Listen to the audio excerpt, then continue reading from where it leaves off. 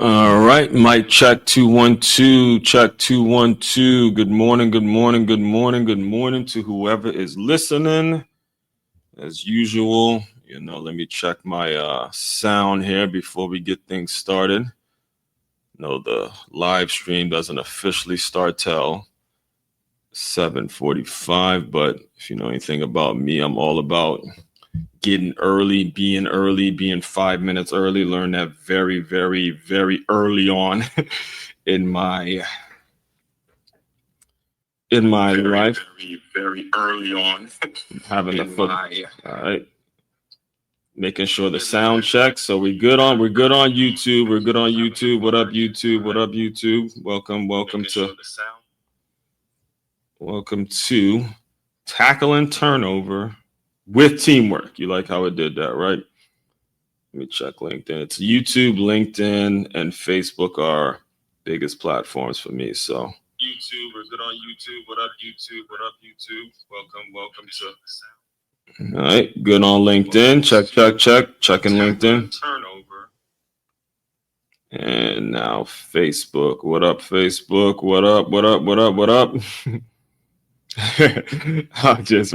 Signing on to my Facebook account, and I see former guest. Shout out to Mark Messiah. See him. He posted Jimmy Kimmel crying, and I am definitely about to get into that. Mark, if you're listening, yeah, we're about to get into Jimmy Kimmel's crying on TV. How ridiculous that is. We're going to talk about all that. All right, we're live on all the platforms. We're good to go. Sound check is good on all the platforms.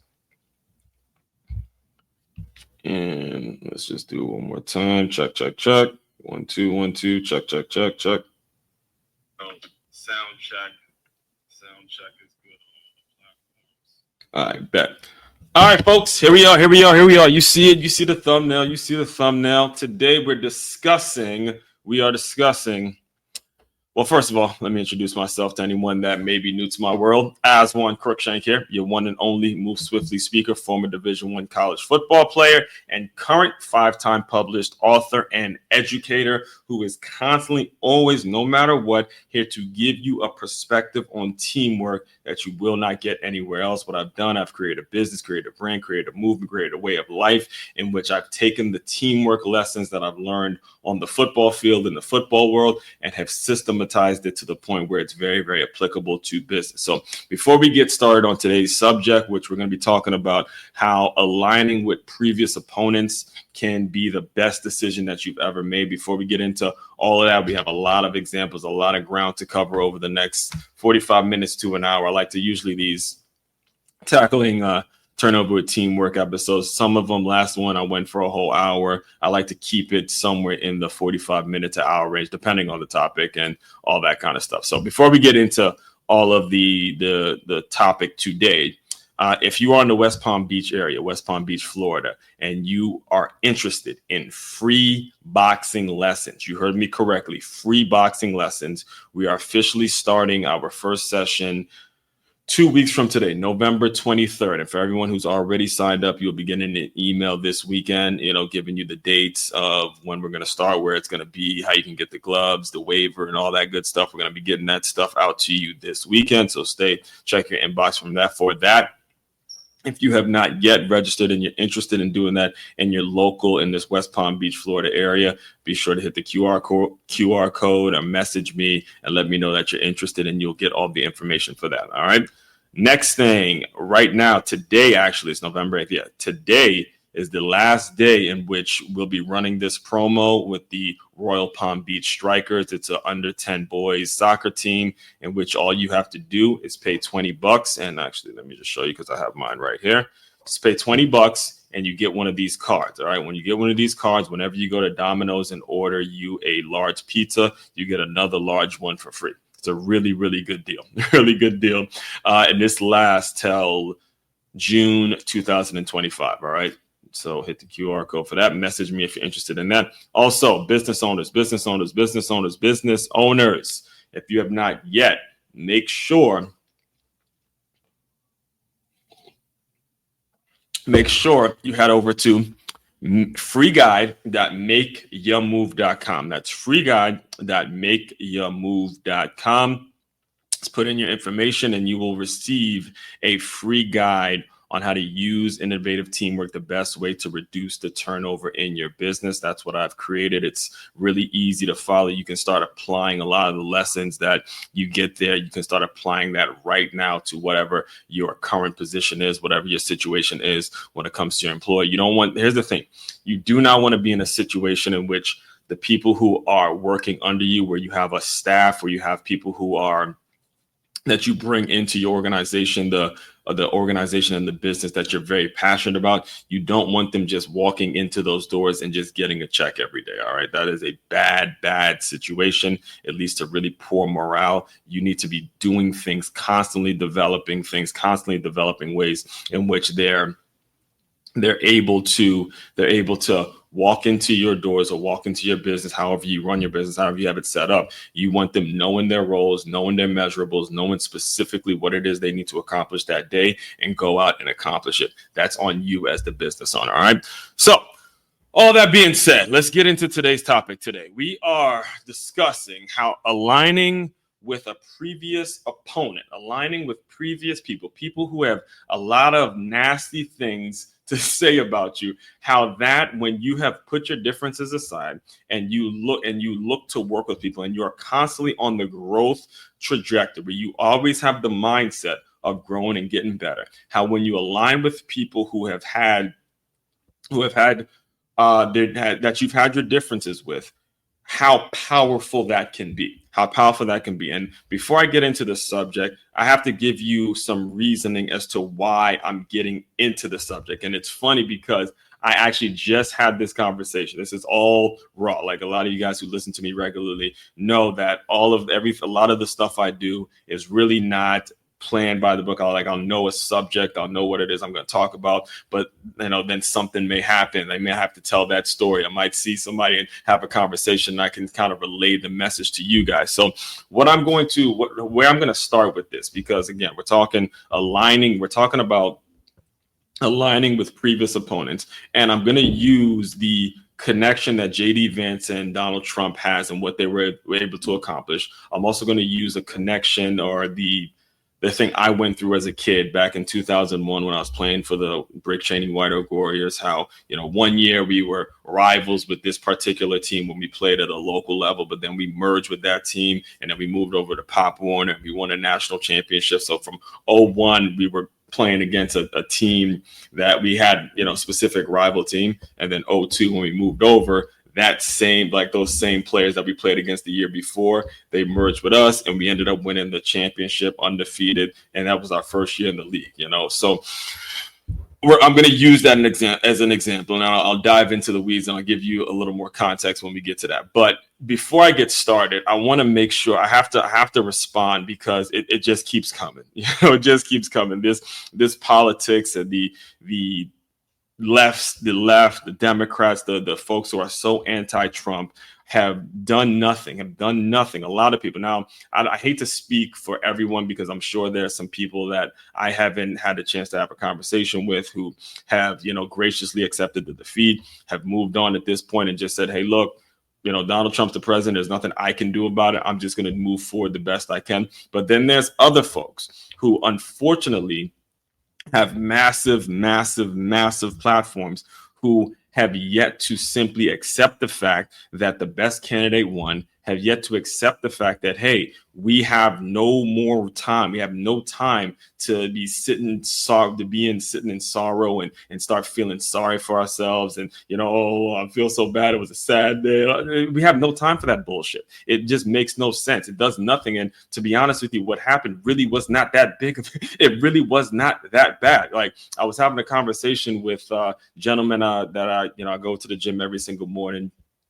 And I was having a conversation with a gentleman who's real old school cat. You see him in there every single morning. He must be at least in his 70s, has to be in his 70s, but real cut up. I mean, you could tell, like, works out every day, doesn't have health issues, really has it together. And he and I have some incredible, like gym conversations because we usually finish our workouts at the same time. And I was telling him, I'm like, yo, I don't think it's necessarily the politicians that are dividing us. It's not the politicians. It's not Trump. It's not Kamala. It's not Biden. It's not Obama. It's not anybody you want to mention. It's no individual politician that's dividing us. It's these people that are on TV that have massive platforms that feed a bunch of nonsense to kids, And unfortunately, our kids ingest that. They digest that, and they don't know what to do with that information. In many times, in many situations, they don't have a stable home to really get them straight and say, look, what's going on in the White House is not as important as what's going on in this house. And that's what creates the division. What creates the division is what's going on in the home. All right. So to get started today, I'm going to play you a couple of current events and some of the reactions that I just have to react to. First and foremost, and I'll just tell you, I'll just be right out and just come out and say it. The thing for me that made me vote for Trump, endorse Trump, and want Trump to be in office as opposed to his competitor. And I'm going to do my best not to mention her name as much because her 15 minutes of fame is over with. It's over. As I was telling you today in the Move Swiftly Thought, if you listen to it, her 15 minutes of her and Tim Walz, their 15 minutes of fame is over with. They're done with. They're going to go do whatever it is they're going to do. Not too many people are going to care about those two in the next 2 or 3 months. Right now, the focus is on who's the current president and the current vice president, and how can we work together as a country, do our part to figure out how the next 4 years is going to be better than the previous 4 years, and then so on and so forth. That's the only focus that we should be having at this point. We should be looking back and say, oh, this happened and that happened and I'm so sad. Fuck that. All right. It's important. It's important that we keep moving forward. This is why I love football so much, because you lose a game, you're on to the next week. That's the way it should be. All right, that's the way it should be. But anyway, there's some reactions that I have to make sure I address and I react to because of how, and it gives you an example of what I mean when I say it's the national media that creates this division among society. First one I'm going to play you, it's when, someone that I admire, I'll admit it. I definitely admire Stephen A. Smith. As much as I disagree with a lot of his football takes, I think he has opened a ton of doors for young men like myself, young men of color like myself, who have a voice, who want to be articulate, who want to, be on camera, weren't good enough to play at the professional level, but still want to be involved in sports and all that. So for the most part, when you consider everything,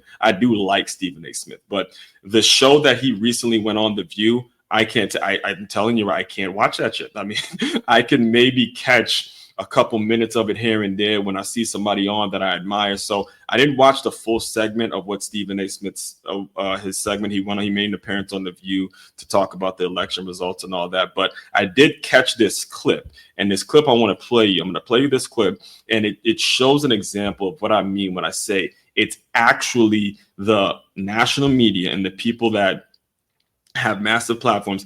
It's their fault that we see the division that we see. So here's the clip. People are going to gravitate to that, and that they're operating against those they believe are extreme on the left. Like, for example, when you talk about the LGBTQ community, I'm a fiscal conservative and I'm a social liberal. Mm-hmm. I'm fiscal with my dollars. I ain't apologizing for not wanting to pay high taxes to anybody. I'm not apologizing for that, right? But outside of that, I'm pretty liberal. Live and let live, okay? Mm-hmm. Yeah. But you had folks on the left that were introducing some things when we got in the whole transgender issue, and they were talking about bathrooms, or they were talking about males transitioning to females and competing against girls in sports and stuff like that. These That's less than 1% of the population. I understand that, but you know what? Out of ridiculous. Oh my God.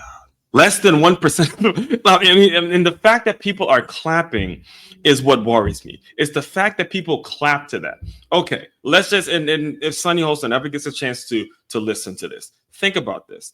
Less than 1% of the population is still a lot of people. There's still a lot of people that are born males and playing in female sports. Okay, so if we were to elect the previous candidate, the one who didn't win, all right, like I said, Kamala Harris, if we were to elect her or anybody on the left and in this feminine movement, where do you think that percentage is going to go, up or down? Especially when you're talking about something that should be 0%. It should be nobody. It should be nobody.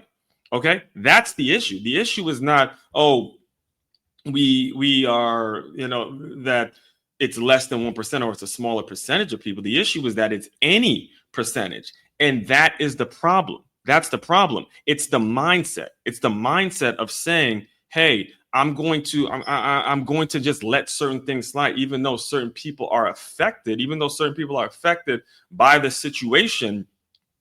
I'm just going to remove it because the percentage is so small that I'm not going to even pay attention to it. That's what's ridiculous. And that's the problem. That's where the issues come in. In the way it's affecting young people is where the real issue is. And there's two more clips that I have to get to before I get into kind of what it is I'm going to be really diving into today, which is more so aligning with opponents. I'm going to give you positive examples of this. But before I give you the positive examples, I have to show you how bad things really currently are. All right. And this next clip, it pains me. It genuinely, in my heart of hearts, pains me to have to discuss it, because I myself, born and raised in Silver Spring, Maryland, I don't like to speak negatively or be overly critical about anyone from Maryland. Anyone that knows me is, went to school with me and, and knows me out here knows, no matter what, I do what I can. I try my best to kind of stick up for the people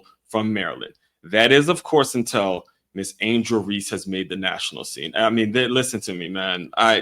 As a basketball player, wish her nothing but the best. I think she's a great player. I do think she has ability. I think she's incredibly talented. I really, really genuinely do. But the only reason that I even knew who she was, first of all, it started when she was taunting, doing the can't see me face to Caitlin Clark. And then the media jumped all over it. And, she was getting rewarded for it. She was almost like, she's of the culture. She was almost being praised for taunting an individual who clearly is a fan favorite, someone loves. Again, hey, playing the game, you're in college, kind of let that go.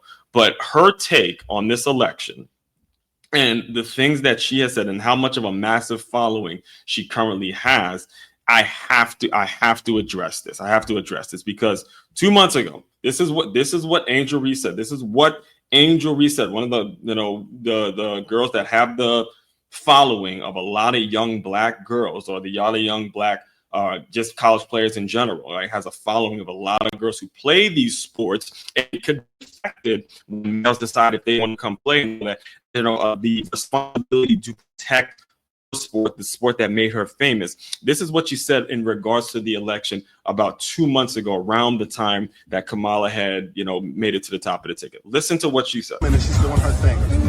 Her running for president. Have you got a chance to watch her? What are your thoughts on her running for political office? I haven't been able to tap a lot into the political election and everything going on, so I'm not that educated right now, but just continue to learn and just give feedback. But everybody go out there and vote. I commend that, and I just tell a lot of people to go out there and vote because we need it for this election. Not that educated. Hasn't been able to tap into it. Obviously, she's in the middle of the season. Obviously, hey, look, I ain't really been in the politics right now. I'm a rookie. I'm trying to establish myself with the team, all that. I love that response. I thought I was like, all right, cool. She ain't going to get all woke and, oh, yeah, because Kamala's black woman, go vote for her. I thought that's where it was going to stay. And then something popped up on my feed last night, I think it was, as I was preparing the notes for this show, that I just had to address. I had to address, because if that was the case a couple months ago, how can you possibly tweet this? How can you actually say, as a woman, you're heartbroken for us all, and I'm so disappointed in America, some of you couldn't selfishly put your pride aside, huh? How contradictory, how much of a contradiction is that? And how ridiculous is that when just a few months ago, you clearly stated you have done no education whatsoever on the specific topic.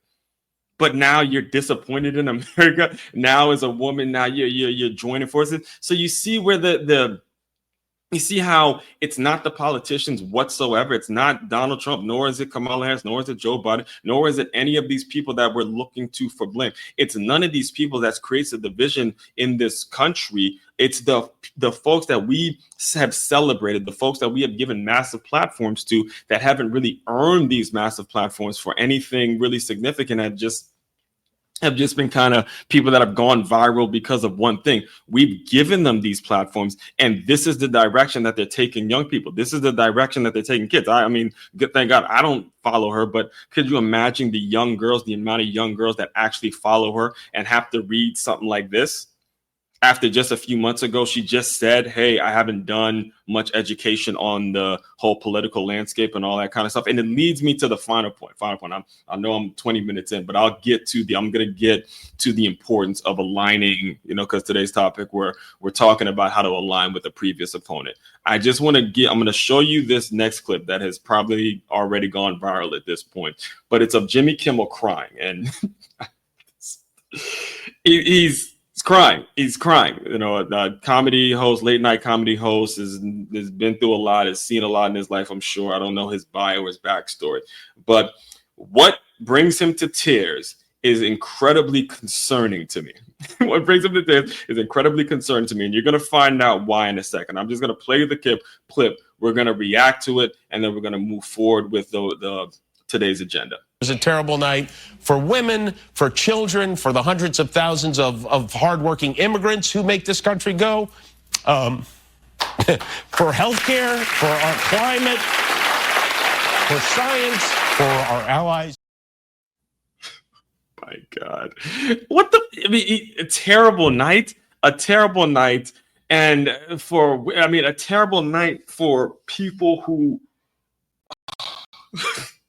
It wasn't a close race. It was a landslide. All right. So how can you tell people it's been a terrible night when it's clearly what they wanted? All right. So I'm done. I just have to get that off my chest. So as far as today's topic, which is aligning with a previous opponent, I want to be very clear, and I want you guys to understand. All right. The reason that I myself personally have taken it on myself to taken the responsibility of giving you the proper information is because I realize how bad things are. I think back to when I was a kid, and there was maybe just the news and just watching one TV network. Now I think about the kids now and how they are forced to listen to a lot of the nonsense that I just played about how it's so terrible and how they like to create their pessimistic ways and put all their pessimism onto the young people, regardless of who's listening. They can care less. They're actually the ones being irresponsible.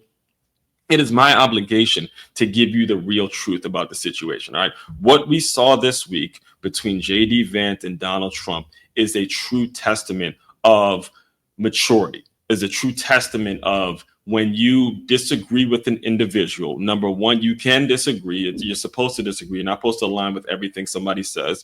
It's okay to disagree, but there's a way to disagree respectfully. And then if you do happen to have the opportunity to make things right with that individual, if you can have a conversation, if you can come together as men for a greater cause, men or women, then you should take that opportunity. It's no reason to be walking around with strife. It's no reason. Life is too short, number one, and the world is too small, and it's shrinking more and more given our technology, given all the technology that we have.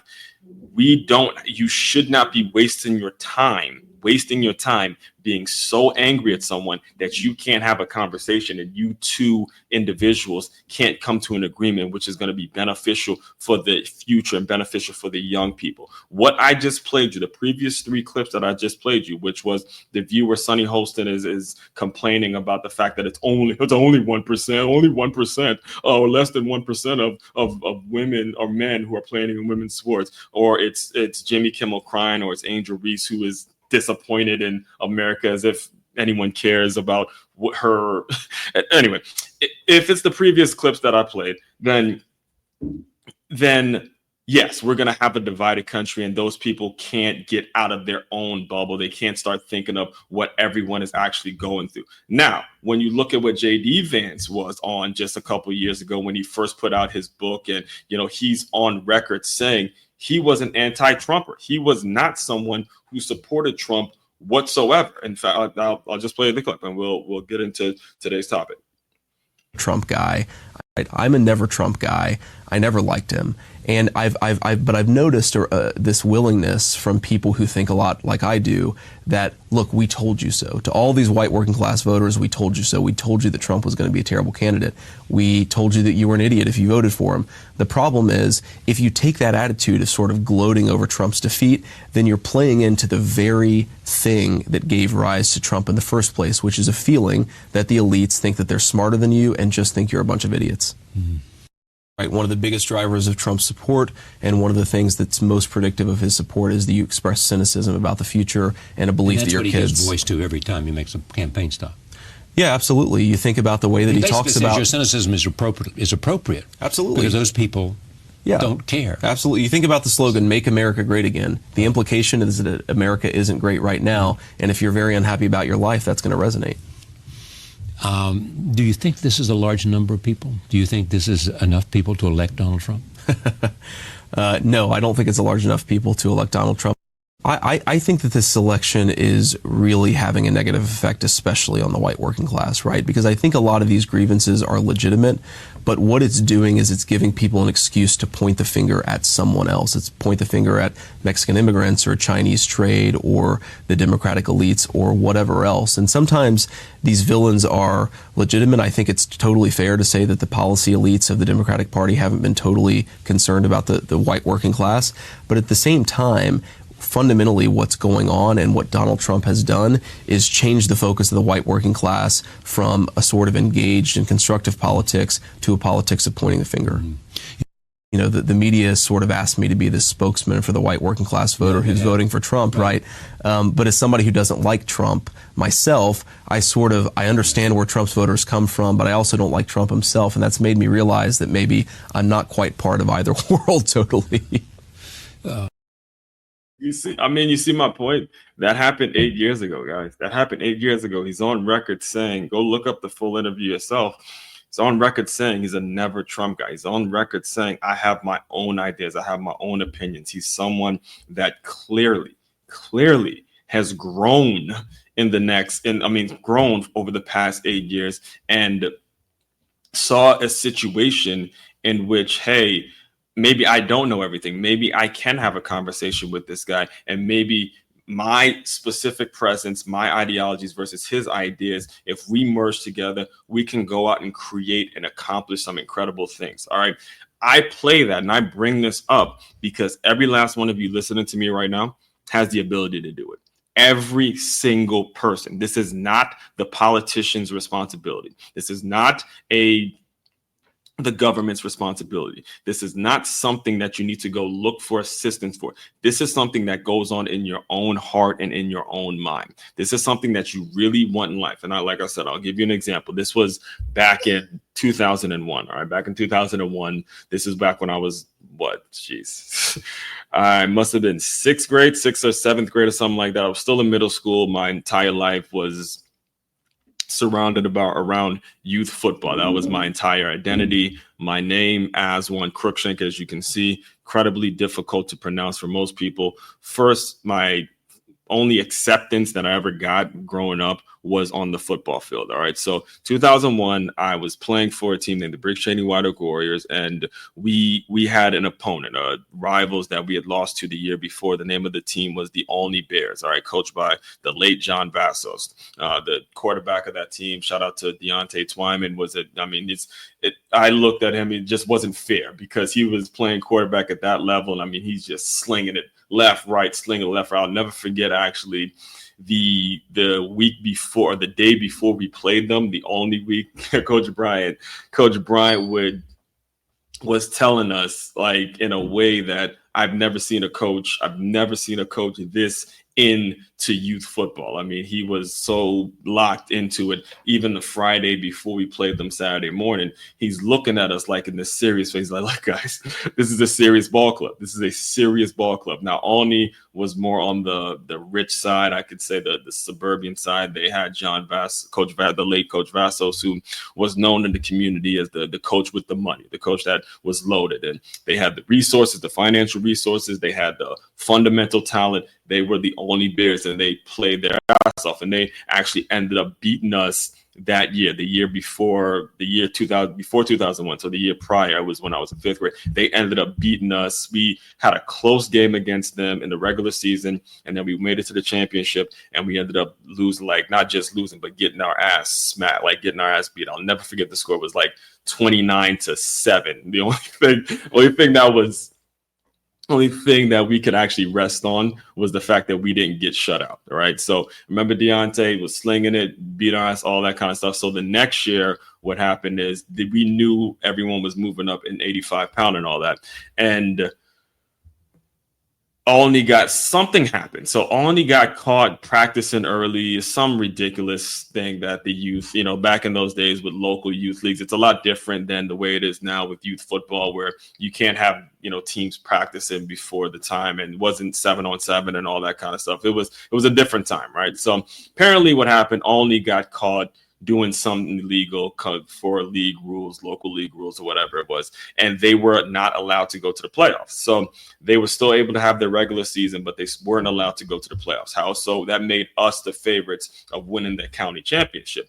However, so they let Alney, roll with the regular season, but they banned him from the playoffs. So what happened was that game in the regular season between the Alney Bears and the Brick Cheney White Oak Warriors, that was the game, right? It was their Super Bowl. I remember talking to Deontay actually after that the next year, and he was telling us, because we teamed up the next year, he was telling us that was our Super Bowl. That was our Super Bowl. We came into that game saying, we got to show these Brick Cheney White Oak Warriors that we still are the only Bears and we're winning this game. That was the game. I remember, and in fact, what actually happened was the president of the entire organization, and shout out to his name was James White, he thought about moving that game more to like the afternoon. He didn't want the game too early. He wanted to move the game in the afternoon because he knew that was going to be packed. And we're talking about kids. We were sixth grade kids. We weren't in high school yet. We're still 2 years away from high school, and this game was packed. All right, in Maryland of all places. This isn't like a big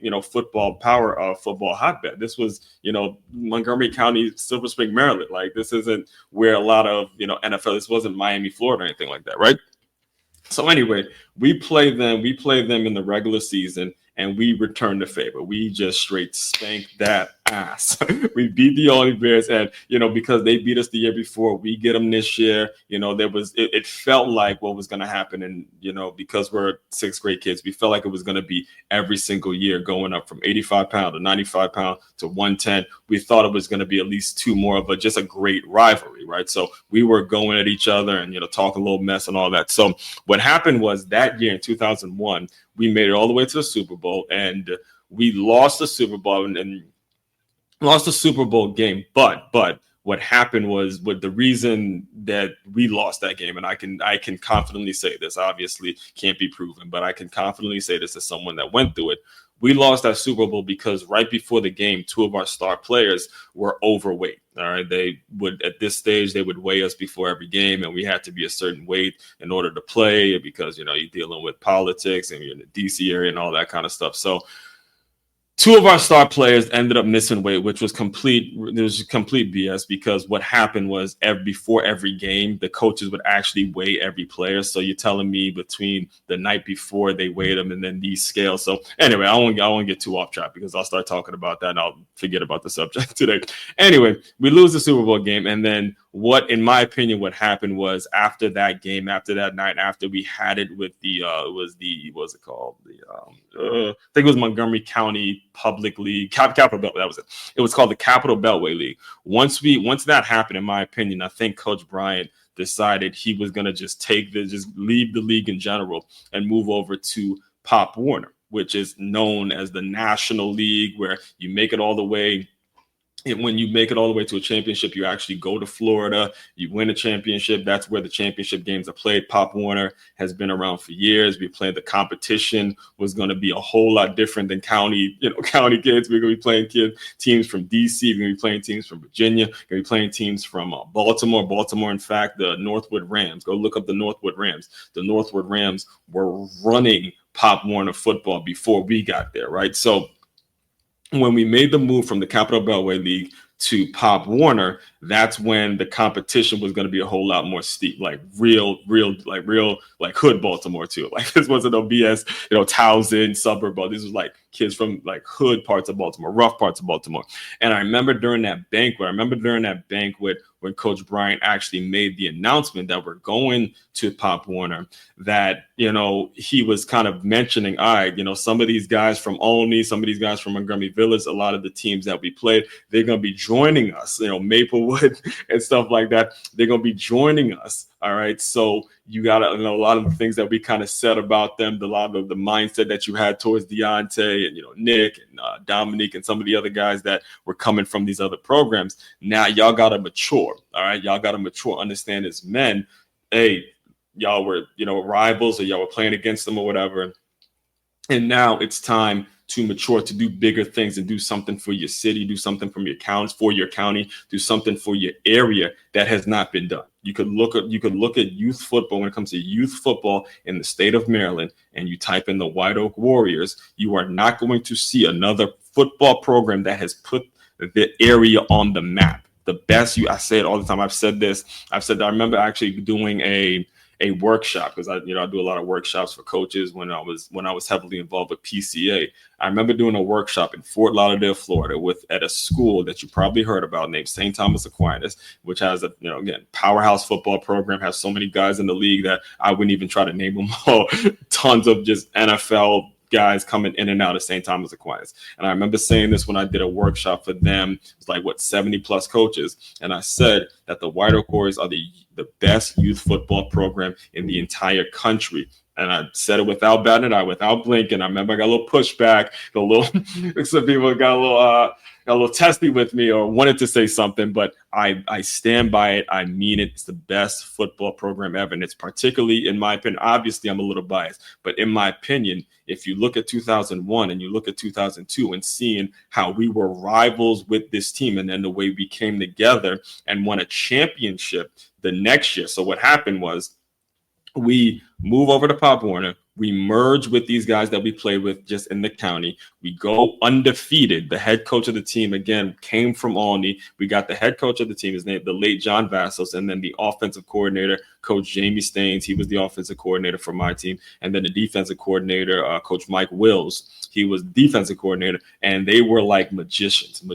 I mean, Coach Jamie came in and he implemented a pass game to go with our run that was just not fair at the youth level. It was not fair at the youth level. All right. Coach Mike, again, kept it simple when it comes to defense. Hey, just find the football. And Coach Vassos had that perspective.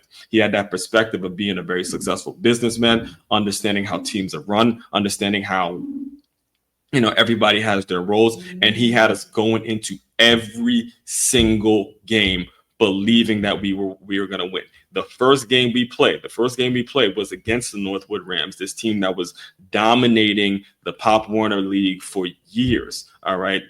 Dominate. I mean, just the national champions. He would tell us the weeks before we played that first game against Northwood, he would be telling us weeks and weeks in advance. These are the national champions. You're walking into you're going to Baltimore, you're going to the hood, like you went to hood parts of Baltimore and going and trying to play the Northwood Rams. Y'all better come and bring it. And he reminded us of that every single day. We go out, we tap some Northwood ass, go undefeated, and we win the championship. That's what I mean when I say it's important. It's important, yes, to disagree with folks, to go at it, to have your opinions. But when it comes to wanting to do bigger things, all right, very similar to what I just told you in regards to how we moved from the Capital Beltway League to Pop Warner, is very similar to what we were able to witness with JD Vance and Donald Trump. So what I decided to do, because again, it is my responsibility. I take that responsibility because I consider myself very, very blessed. I consider myself very, very lucky and very fortunate to have had these incredible experiences in which I can relay the message to you. What I decided to do was I decided to dive deeper into what JD Vance is all about, because there's such a huge contradiction. There's such a huge contradiction in regards to how so many people are reacting versus who JD Vance really is. And I'll play you a couple clips of it, but I strongly, it is worth all I think it's like 12 minutes of it, in which Megan Kelly, who is an absolute rock star, by the way, man, she be bringing it. I'll be tuning into some Megan Kelly every day now, dog. Like, she's a rock star, like some real actual journalism. Like, I love me some Megan Kelly. I'll just go out and say this now, right? But she did a piece on J.D. Vance a couple of years ago when he first put out his book. And when you consider the kind of nasty things that get said about him now versus what he lived through, there's people who are getting it so wrong. In fact, I mean, I remember just last week I was getting into a debate with some, again, heavy leftist people who swear, Trump is just a menace and she can do nothing right. I remember I brought J.D. Vance up to some of these people, and the only thing they're talking about is how he made up a story about, people eating dogs and cats and Haitians, and which, again, it may or may not be true. I don't know. But when I watched this piece, and when you watch this piece, go and watch it. Like I said, go watch it. It's Megan Kelly. Just look up Megan Kelly and J.D. Vance when he put his book out. It was a couple years ago. But when you watch this piece and you see what this man has lived through, you feel safe. You really will feel a whole lot better. I'm sure you'll feel a whole lot better in regards to who's actually in office, who can really resonate with people, who knows a thing or two about people really struggling and figuring out. So this was the pieces of the piece, and I'll respond to it as we go. Adverse childhood consequences. Sure. That some kids suffer. Yep. In growing up. Being sworn at, insulted, or humiliated by your parents. Sure. Check. Being pushed, grabbed, or having something thrown at you. Check. Having parents who are separated or divorced. Check. Living with an alcoholic or a drug user. Check. Living with someone who is depressed or attempted suicide. Check. Watching a loved one be physically abused. Check. You're batting 1,000. Yeah. Given where he came from, J.D. Vance should have been a grim statistic. His parents grew up poor in rural Kentucky. His own tough childhood was in the Rust Belt ruins of Ohio. But Vance escaped what he calls his cultural inheritance, wrote a memoir about it, and landed on the bestseller list. Do you see my point? Do you see how wrong people are getting it? Do you see how the current media system and the current people who want you think in a certain way can paint somebody as some villain, some misogynist, some person who's just bad for this country, can have you actually believing that as even after the landslide victory, even after so many people, clearly the entire country has made their voice clearly heard, even after, they're still feeding into this. And if you don't do your own research and really look at who people are, what they're all about, eventually your situation will only get worse. You can't depend on the people who are only feeding you negative information and negative stories. You gotta do your own research. I mean, I again, go watch it for yourself. But the entire piece is about his story. The entire piece is really talking about some of the things that he lived through as a child. And like I played you before, he was someone who was against Donald Trump. He was someone who didn't like him, but they were able to come together and work out their differences and humbly come together and figure things out. Yet, what the identity politicians like to push, with the people who, they want to get likes and, subscribers, and they want to get people, they want this cult following. They will have you thinking that all white males are bad. All white males are racist. Everyone who's white is racist because they support this man. He clearly didn't support him. Yet he was able to come to a situation where they figured things out. That's the problem. The problem is that. All right, I'll play you a couple more, and then I'll close you out with really understanding how much power you actually have as a citizen of this country. How could I not be? Why Right? do you I'm think? sitting here talking to Megan Kelly. This is great. Explain this appeal, because I think you have your finger on it. Hillbilly Elegy hit a nerve in the presidential election cycle. Vance became a go-to guy on cable and in print, a CNN commentator, a contributor to the New York Times. Wow. He became a guide to the anger, rebellion, and pessimism in the communities that carried Donald Trump. He understood what they cared about and didn't. Do you think that it explains why, when the so-called coastal elites were getting very upset over the many offenses that Trump caused, some of the sexism, some of the foul-mouthed language, Sure. that this was not particularly shocking because a lot of these folks had grown up around that. Absolutely. I've criticized a lot of Trump's rhetoric, and I'm not a big fan of some of the things that he said, but there was almost a sense where people were offended by Trump, not because of the substance of what he said, but because of how he said it. Good society people should not talk in this way. And I just never quite understood that criticism. Please join me in welcoming J.D. Vance to the lectern. Vance is in a unique position, a colossal success by any measure. A Marine, a graduate of Ohio State and Yale Law School, a Silicon Valley venture capitalist. And I relate a lot to this. And now an unusual move, back home again to Ohio. He returned. And that's it, guys. You know, I have 2 more clips to play you, but before I play you them and we react to it, I just think it's important. You know, I think it's important because we do have a lot of folks out there that are getting paid off continuously dividing you.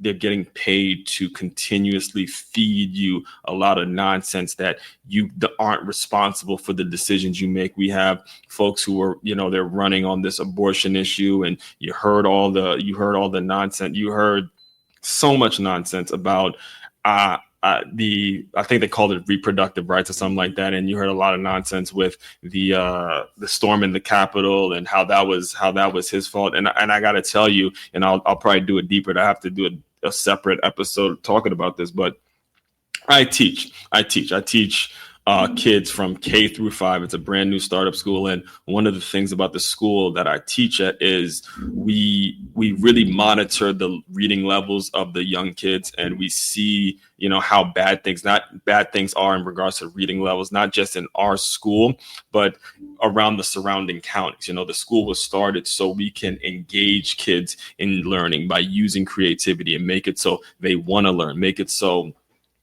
that they're excited about reading. One of the things that as we talk to some of our donors and, you know, we kind of, I'd say, pitch or get them to donate to the school, one of the things that we substitute, instead of calling it ROI, we say the ROI for our school is the fact that kids are going to be on higher reading levels, and they're going to be more reliable for jobs, more dependable for work, more dependable people when it comes to work, and more qualified candidates that you'll be getting because they're a CCE graduate and not a graduate of other public schools, where if you look at those numbers, it'll bring tears to you.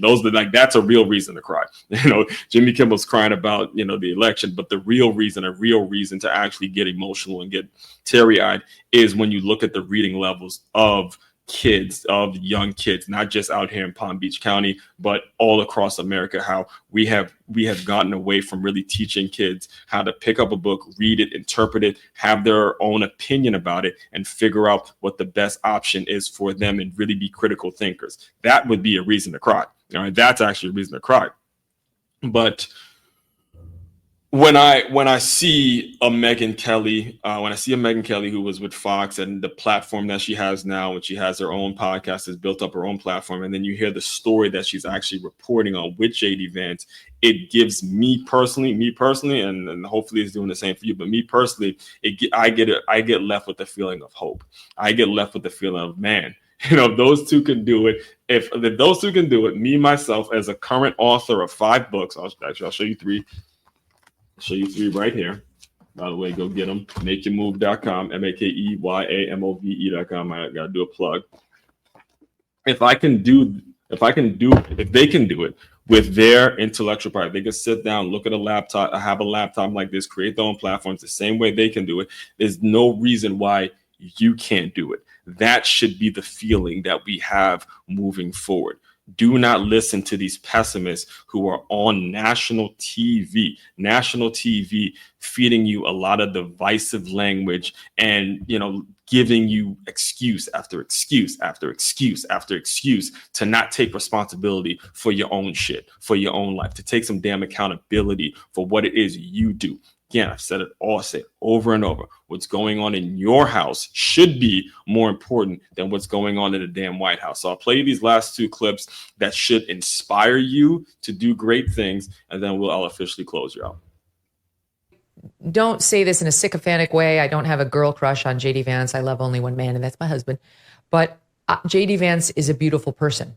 That's my biggest takeaway was this is a beautiful man. He has been through a lot and has overcome and has managed to like stay within his own soul, solid, spiritual, connected to his family, very aware of his own failings and the dangers to him, given his upbringing, loves his wife, his family, all of his family, his nuclear family, and the children he has, of course, with Usha. And I'm rooting for that guy to succeed.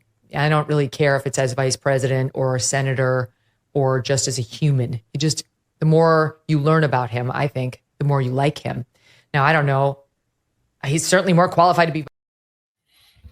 You see my point? Like the human being, the human being. And the takeaway from that, the thing that we all have to really come to the conclusion with is, regardless of your title, regardless of your politics, regardless of anything like that, all right, you should be more so about connecting with quality human beings, connecting with people who want to do some good in this world, and not being around folks, again, like I played you earlier, who have such a divisive tone to everything they say. And if you really look at it logically and use your common sense, that divisive tone that they take is how they get paid, because of what gets them the views, and what gets them the likes, and what gets them a lot of the traction. So they're going to keep feeding into it because that's how they get paid. In the last clip I'll show you, and we'll officially close out. Cities. And he's formed his own nonprofit, Our Ohio Renewal. His return has started speculation that he's planning something political. Everyone wants to know whether JD's going to run for office. Who's everyone? Everyone. Just everyone. Trust me. I speak to them. Okay. What do you think? Should he run for office? I think someday, if the time is right, and if he really feels that that's the best way that he can contribute to his home, then I think that would be a great idea. Why do you get uncomfortable when that idea comes up? I think that, when people ask me if I want to run for office, part of me wonders, like, do they think I just give off a used car salesman vibe? Don't you think it's more born of hope that you could be a real change agent? Yeah, no, I think that's the optimistic take on it. I'm very flattered when people ask me, and you never say never, but it's just not something that I think about doing right now. And so... Oh man, like I said, man, go watch the whole thing yourself. It's Megyn Kelly, JD Vance. It's an incredible piece. It is worth the 12 minutes of your life. And as you can see, he's not the misogynist. He's not the racist. He's not the person that you need to be, concerned or afraid of if you're a person of color. I mean, the guy he's married to an Indian woman. He's married to a woman of color. The pessimists out there, the critics, the cynicism out there, the people out there who are just cynical in their own way. They get paid to be cynical. The race hustlers out there, the folks out there will feed you the opposite thing. But when you come over here to the Move Swiftly world, we give you a message of optimism. We give you a message of teamwork. We give you a message of being innovative and being very much accountable for the people that we have in our lives, for the people that we work with, for the people that we look to build great things with. We hold ourselves accountable here, hold our teammates accountable here. And when you come over to this world, when you really wake up and you decide you're tired of turning on your social media every day or turn on your TV every day, and you're hearing a bunch of people who are just negative in general, when you decide that that's what you want to do with your life, then you come over here and it's an incredible, incredible time. We're having a great time. All right. So, like I said, that's today's episode. Come here. We do this every other day now. Next live stream, we're recording this on Friday. So Sunday, I'll be going live again. Shout out to Miss Kimberly Blue. We'll be doing our weekly Stay Hired Sundays, and then Monday, Wednesday, Friday, and then Saturday again. This is usually when I go live. The main website to check out to dive deeper into all my work. If you want information, if you want to make sure you get your free guide on freeguide.makeyourmove.com. All that stuff is available on makeyourmove.com. One-stop shop for all your teamwork and your self-development needs. As one Crookshank, your one and only Move Swiftly speaker, checking out. You guys continue to move swiftly. We will talk more soon.